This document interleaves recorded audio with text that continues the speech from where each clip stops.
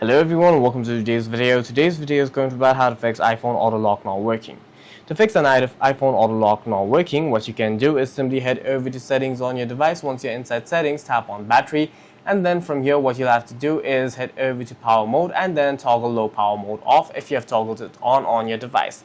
The other thing that you can do is change the auto lock time. For that, what you'll have to do is head back over to settings on your device. Once you're inside settings, what you'll have to look for is display and brightness.